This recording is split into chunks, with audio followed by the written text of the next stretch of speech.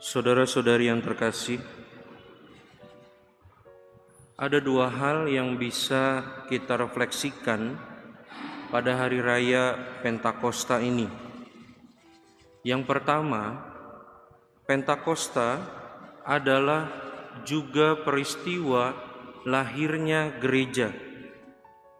Saudara-saudari yang terkasih, sampai sekarang ini gereja Katolik telah melalui badai taufan, tantangan dan serangan yang berusaha untuk menghancurkan keutuhannya, kesatuannya.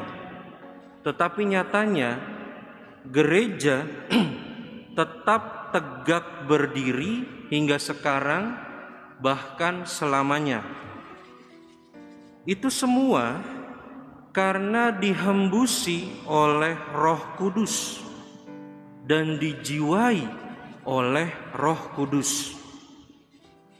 Ciri khas hierarki dalam gereja Katolik itu membuat kita satu di dalam gereja Katolik, meskipun berbeda negara, meskipun berbeda bahasa, meskipun berbeda suku bangsa, tetapi melalui hierarki kita menjadi satu di dalam gereja Katolik.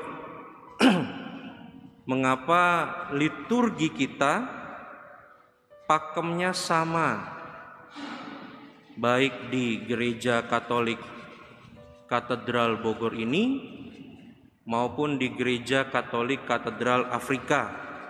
Itu sama liturginya. Ajaran kita pun sama, dan komunio kita bertahan kuat. Mengapa itu bisa terjadi?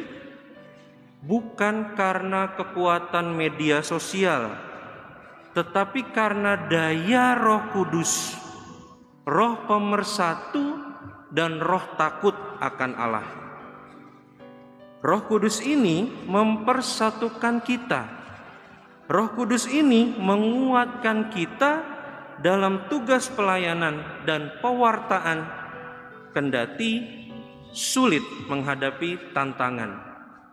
Nah, kendati kita sulit menghadapi tantangan ini, namun buah-buah Roh Kudus itu tetap hidup di dalam diri kita dan tetap berkobar di dalam hati kita, yakni damai, sukacita, sabar, murah hati, lemah lembut, penguasaan diri, setia, dan baik.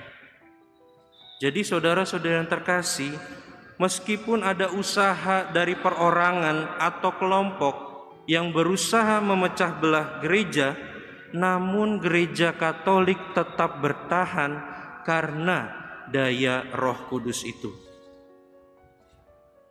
Saudara-saudari yang terkasih, hal yang kedua, ini dikatakan oleh Yesus di dalam Injil. Yang datang adalah Roh kebenaran yang akan memimpin kita dalam seluruh kebenaran. Artinya, Roh kebenaran ini tidak menggantikan Yesus atau siapapun, ataupun memberikan suatu ajaran baru, tidak.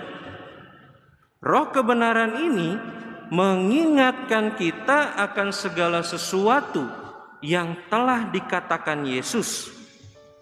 Roh ini akan memberikan kesaksian tentang kebenaran. Ialah Yesus yang menyatakan rahasia Bapa. Roh inilah yang menjadi pemandu, yang membimbing kita pada pengenalan semakin mendalam akan Yesus Kristus.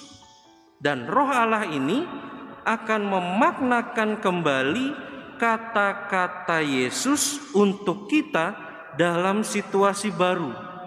Tidak mengungkapkan arti yang lama, tetapi Roh ini akan mengungkapkan arti aktual dari apa yang sudah dikatakan Yesus. Maknanya untuk setiap generasi baru, interpretasinya dalam pergantian zaman.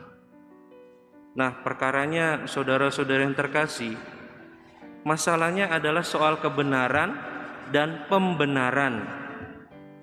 Kadang kita merasa bahwa kita harus membentuk ini, itu, kelompok ini, itu di dalam gereja Katolik demi perkembangan gereja Katolik.